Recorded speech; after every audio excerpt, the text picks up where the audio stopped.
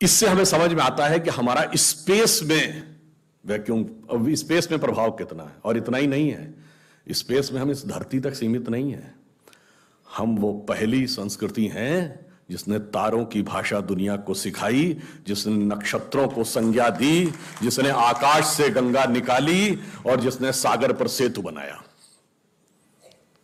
मैं तो यह भी पूछना चाहता हूं मेरे भाई, जिन लोगों को लगता हो कि यह कल्पना है, वैसे तो वो आपके अज्ञान के कारण कल्पना लगती, जैसे बहुत सी चीजें विज्ञान की आज से 100-150 साल पहले कल्पना लगती थी, पर उनसे पूछ लो कि भाई ऐसी कल्पना भी तुम क्यों नहीं कर पाए? उसके लिए भी तो इतनी विराट दृष्टि चाहिए कि आप आकाश गंगा तक सोच सकें। तो इससे आप समझिए कि स्पेस में हमारा विस्तार कहां तक था। अब टाइम पे आइए, अभी 2 महीने पहले हम लोगों ने अपना नववर्ष मनाया, तो अभी क्या चल रहा है? ईस्वी संवत 2021। तो किसी का 2021 चल रहा है, किसी का 1400 से चल रहा है। हमारा वैसे टेक्निकली ही सबसे पुराना है 2071, उससे पहले 5100 से अधिक युधिष्ठिर संवत, और हमारा सबसे पुराना संवत क्या है? ब्रह्म संवत, जो 1,97,40,28,000 कुछ 100, मुझे एग्जैक्ट फिगर नहीं याद है, वहां तक 1.97 बिलियन ईयर्स। बाकी दुनिया में कोई भी सभ्यता 1000 से ऊपर नहीं जा पाई। किसी संस्कृति में कहा गया 14,000 साल पहले दुनिया बनी, किसी ने कहा 7,000 साल पहले दुनिया बनी, किसी ने कहा 30,000 साल पहले दुनिया बनी। कोई 1 लाख तक भी नहीं पहुंचा, और हम 1.97 बिलियन तक पहुंचे। और इसकी प्रामाणिकता क्या है, इसकी वैज्ञानिकता क्या है, इसका प्रमाण देता है दुनिया का सबसे बड़ा कॉस्मोलॉजिस्ट कार्ल सेगन। और ये कार्ल सेगन कोई छोटा मोटा आदमी नहीं था। आप में से जो लोग विज्ञान में रुचि रखते होंगे उनको पता होगा कि first man made object which has gone beyond solar system, सौर मंडल के परे जाने वाला पहला मानव निर्मित उपग्रह वॉयेजर है, जो 1978 में छोड़ा गया था। उस वॉयेजर में एक संदेश अंकित किया गया, उसमें चित्र भी बने हैं, भाषाएं भी लिखी हैं, तरह तरह की वॉइस रिकॉर्डिंग भी है। उस संदेश को जिस कॉस्मोलॉजिस्ट ने बनाया उसका नाम है कार्ल सेगन। तो आप समझिए वो कितना बड़ा और कितना महत्वपूर्ण व्यक्ति था। और कार्ल सेगन लिखा है, only the ancient cosmological calculations of Hindus matches with the modern scientific calculations because they went to the billions। और आज हम मानते हैं कि 4.5 बिलियन ईयर है अर्थ की आयु, 1.97 बिलियन हमारे यहां मानी गई। कार्ल सेगन कहता है others were not able to even reach 100,000 and Hindus have calculated up to billions। तो अब ये एक वैज्ञानिक कह रहा है कि हमारा टाइम में कितना लंबा व्याप है और स्पेस में कितना लंबा व्याप है। तो आपको यह समझना चाहिए कि जिसे हम सांस्कृतिक राष्ट्रवाद कहते हैं वो कितना गहरा और गंभीर है। अब मैं आपसे कभी पूछूं कि दुनिया में सभी धर्म संस्कृतियां दावा करती हैं कि हमारे पास बिल्कुल अलग विचार है, हमने बड़ा अच्छा विचार दिया है। अगर हम आपसे पूछें कि हमारी संस्कृति में ऐसा क्या है जो दूसरे में नहीं है, बहुत से लोग कहेंगे साहब उसमें बड़ा सदाचरण की बात कही गई, नैतिकता की बात कही गई। तो लोग कहेंगे ठीक है भाई, दूसरी जगह भी कही गई, शायद कोई फॉलो करता है या नहीं करता। पर मैं अगर आपसे पूछूं कि वो चीज बताइए जो हमारे यहां लिखी और दूसरी जगह लिखी ही नहीं है, वो क्या है? आप सबने नाम सुना होगा, Vedic mathematics. Have you ever heard of mathematics as a part of religious text? ये सिर्फ हमारे यहां है। गणित धार्मिक पुस्तक का हिस्सा है। Ayurveda medical science, it is globally accepted as a structured medical science, by name itself is a part of Vedas.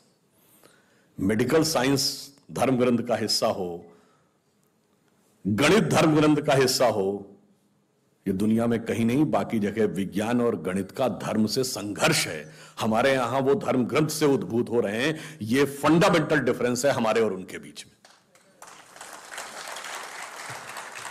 और इतना ही नहीं, मैं कभी आपसे, आप लोगों ने ध्यान दिया हो अगर, गणित की जो खोज है, वैसे तो बहुत सारी चीजें थी जो अंग्रेजों के आने के बाद छुपा दी गई, क्वाड्रेटिक इक्वेशन हो, अलजेब्रा हो, ट्रिग्नोमेट्री हो, ये सारी चीजें। मगर एक ऐसी चीज है जो कमोबेश सभी लोग मानते हैं, चलो ये तो मान ही लेते हैं कि भारत ने दिया। वो क्या था? शून्य।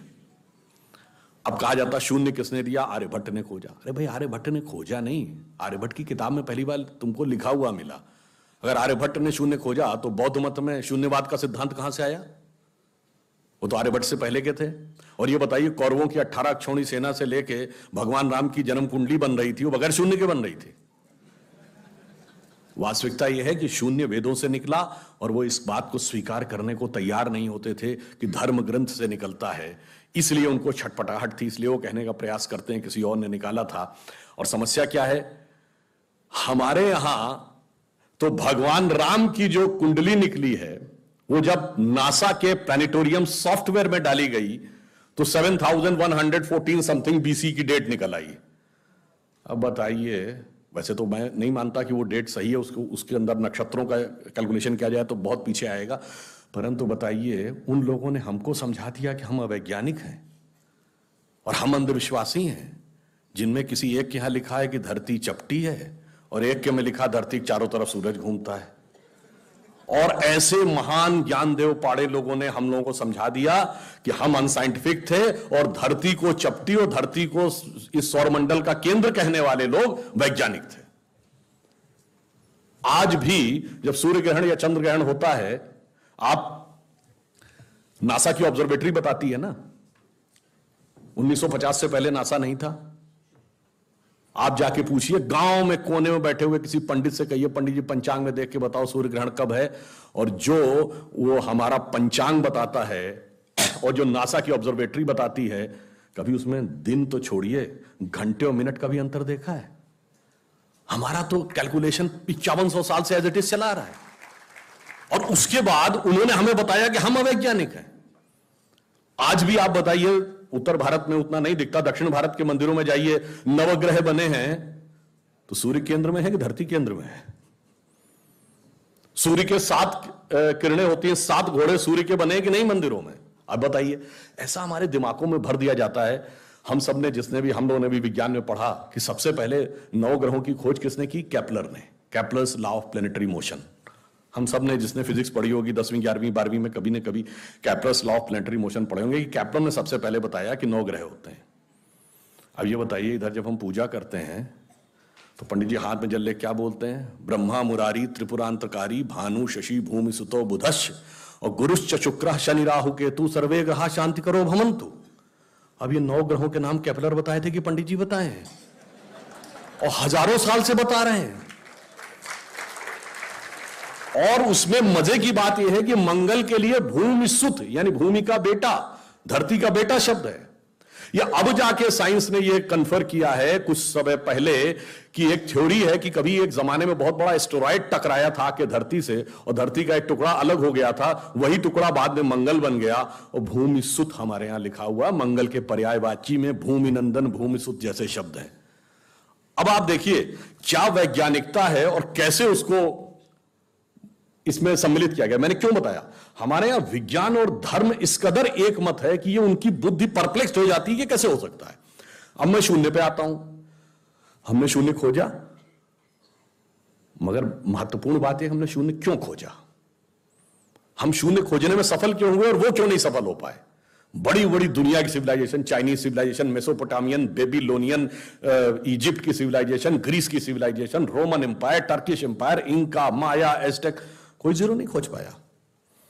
उसका कारण यह है कि जो भी विज्ञान के विद्यार्थी हैं वो शून्य का महत्व समझते हैं।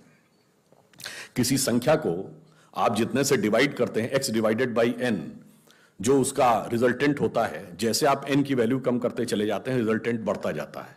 यानी किसी संख्या को x बटे 20 से x बटे 10 का मान ज्यादा होगा, x बटे 5 उससे ज्यादा होगा, x बटे 4, 3, 2, और जब x डिवाइडेड बाई 1 होगा तो क्या होगा? x हो जाएगा। इसका मीनिंग जानते क्या है? अब मैं आपको बताता हूं ये किस ढंग से हमारे व्यवहारिक जीवन और चेतना का हिस्सा था। आप लोग कभी ये सोचिए कि आपको जीवन में क्या अच्छा लगता है और अच्छा लगना क्या है। मैं बिल्कुल साइंटिफिक एक्सप्लेनेशन की बात कर रहा हूं। Happiness is considered to be an energized state of mind. जब आप खुश होते हैं तो आप ऊर्जा महसूस करते हैं अपने मन में, मस्तिष्क में। अब आपने माना मुझे अमुक गाड़ी से घूमना अच्छा लगता है, अमुक कपड़ा पहनना अच्छा लगता है, अमुक चीज खाना अच्छा लगता है, फला मोबाइल मिल जाए अच्छा, फला जगह घूमने को मिल जाए, से 20 थिंग्स। तो your energize state of mind is associated with 20 things. वो इंटेंगल्ड हो गई है 20 जगह। अब आप अपने मन में सुख के लिए उन 20 वस्तुओं पे आश्रित हैं, तो x डिवाइडेड बाई 20 है।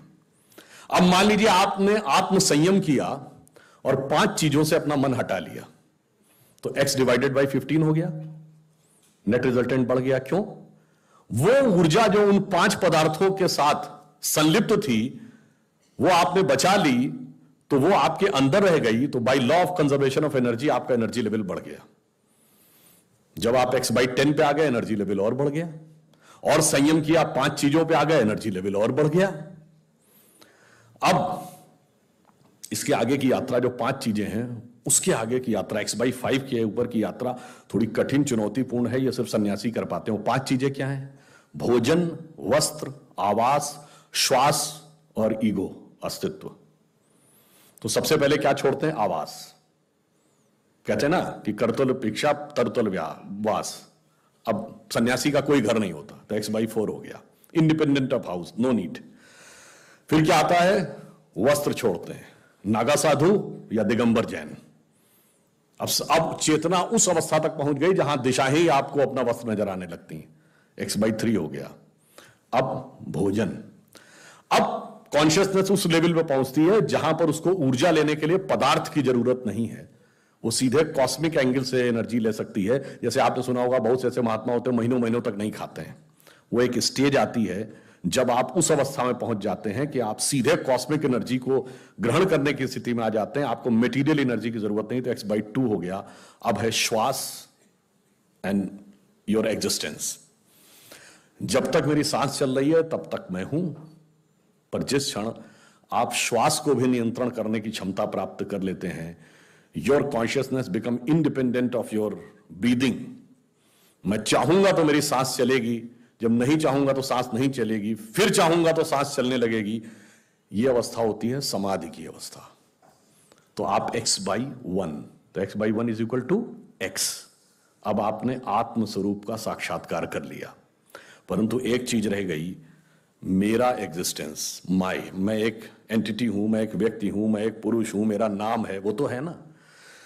जिस क्षण आप अपने कॉन्शियसनेस को अपने एग्जिस्टेंस से इंडिपेंडेंट कर लेते हैं, तो n की वैल्यू क्या हो गई? 0। तो x divided by 0 is equal to infinity. तो अनंत की यात्रा शून्य से होकर जाती है, और हम अनंत खोज रहे थे, इसलिए हम शून्य को खोजने में सफल हुए। यह मूल कारण है कि हम भारतीय शून्य को क्यों खोज पाए। और इसीलिए, और यह बात हमारी संस्कृति में ऐसी रची बसी है कि हमें कभी ध्यान ही नहीं आता कि इसका कोई साइंस और मैथ से संबंध है। एक दोहा है बड़ा प्रसिद्ध कि भाई जब आप शून्य में उतर जाते हैं तो आपको बाहर की कोई ध्वनि सुनाई नहीं पड़ती। तो कहते हैं ना कि हृदय का एक अनहद नाद सुनाई पड़ता है। अनहद वर्ड आप लोगों ने सुना होगा, अनहद नाद जो हृदय में होता है। तो हमारे यहां क्या कहा गया? जीवन का लक्ष्य क्या है? कि जात हमारी ब्रह्म है और माता पिता है राम, घर अपनों है शून्य में, अनहद में विश्राम।